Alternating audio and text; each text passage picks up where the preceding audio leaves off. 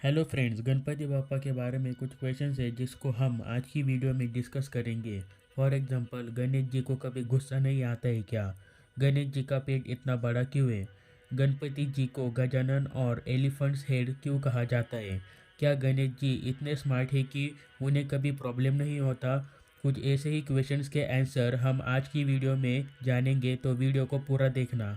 उससे पहले आप सबका स्वागत है आरएसएस फैक्ट्स एंड मोटिवेशन में। अगर गाइस मेरी वीडियो से आपको थोड़ा भी कुछ मिलता है तो प्लीज़ मेरे चैनल को सब्सक्राइब करना, वीडियो को लाइक करना। प्लीज़ गाइस चैनल को सब्सक्राइब करना, क्योंकि वीडियो बनाने में बहुत मेहनत लगती है और आपको सब्सक्राइब करने में बस 1 या 2 सेकेंड ही लगेगा और सब्सक्राइब करने में कुछ पैसे भी नहीं लगते, तो प्लीज़ जल्दी से सब्सक्राइब करो। तो वीडियो को स्टार्ट करते हैं। क्वेश्चन नंबर 1, गणपति जी का पेट इतना बड़ा क्यों है? तो पहले उनके पेट का सिग्निफिकेंस जानते हैं। आपने समुद्र मंथन की कहानी सुनी होगी।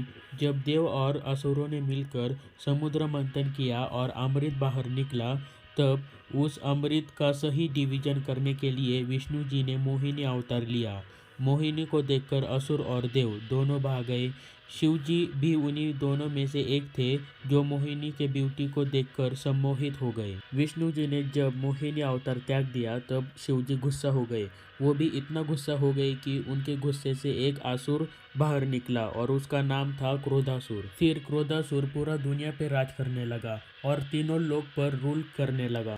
फिर सारे देवों ने मिलकर शिव जी को कहा कि इस असुर को रोकना होगा। फिर शिव जी गणेश जी के पास गए और फिर गणेश जी ने लंबोदर का रूप लिया। क्रोधासुर से लड़ने के बाद और उसे हराने के बाद गणेश जी ने उसे माफ़ किया और उसे कहा कि अब तुम मेरे कंट्रोल में रहोगे। ये काफ़ी सिंपल पर काफ़ी डीप स्टोरी है। लंबोदर का मतलब होता है पॉट बलीड, यानी कि उसका पेट बड़ा हो, जो गुस्से जैसे डिस्ट्रक्टिव हो और उसे कंट्रोल करे। जो गुस्से को कंट्रोल नहीं कर पाता है वो अपना ही नुकसान कर लेता है। भगवान गणेश का पेट इसी की निशानी है कि उन्होंने अपने गुस्से पर कंट्रोल पाया है। क्वेश्चन नंबर 2, क्या कभी गणेश जी को कभी गुस्सा नहीं आता है? आता है, जरूर आता है। एक छोटे मूषक पर इतने बड़े गणेश जी को बैठते देखकर चंद्र जी को हंसी आई। फिर गणेश जी ने उसे शाप दिया कि वो गायब हो जाए। फिर चंद्र जी को अपने गलती का एहसास हो गया। उसने झट से पूरे दिल से माफ़ी मांगी। एक्चुअली अब शार्प वापस नहीं लिया जा सकता, लेकिन गणेश जी ने एक सॉल्यूशन निकाला। उन्होंने कहा, ठीक है, तुम गायब हो जाओगे पर धीरे धीरे दिखने लगोगे। एक गलती जरूर हुई थी पर चंद्र दिल का बुरा नहीं था। इस स्टोरी के थ्रू गणेश जी अपने को ये सिखाते हैं कि अपनी सेल्फ रिस्पेक्ट को प्रोटेक्ट करना जरूरी है, लेकिन जिसे गुस्सा करना आता है उसे माफ़ करना भी आना चाहिए। क्वेश्चन नंबर 3, गणपति जी को गजानन और एलिफेंट्स हेड क्यों कहा जाता है?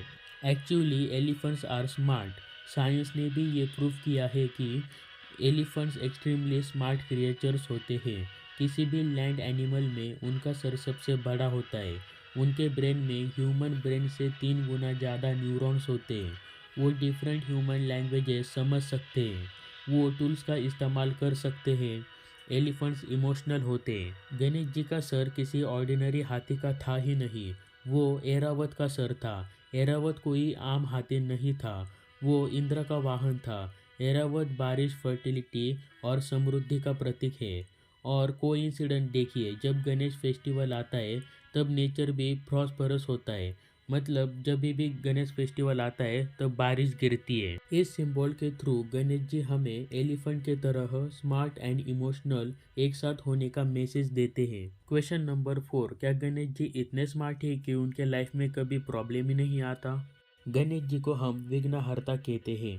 विघ्न मतलब ऑब्स्टिकल्स, हर्ता मतलब दूर करने वाला।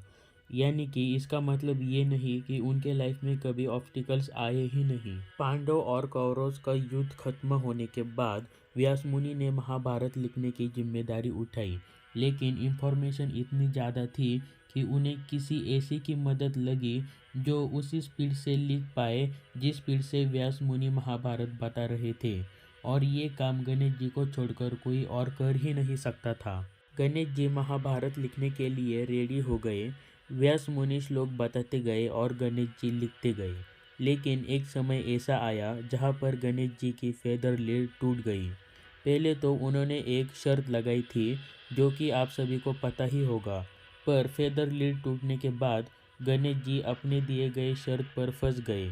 उन्होंने बिना सोचे अपना एक दांत तोड़ा और उसी से लिखना शुरू किया और महाभारत को पूरा किया। एक ग्रेट व्यक्ति इसलिए ग्रेट नहीं होता है कि उनके लाइफ में कभी प्रॉब्लम ही नहीं आते। वो इसलिए ग्रेट होते हैं कि किसी भी प्रॉब्लम पर सॉल्यूशन निकालने की क्षमता रखता है। आज हमने कुछ ऐसे सवाल पर डिस्कस किया जिनके जवाब जानने से हम गणपति बप्पा के और करीब पहुंच गए।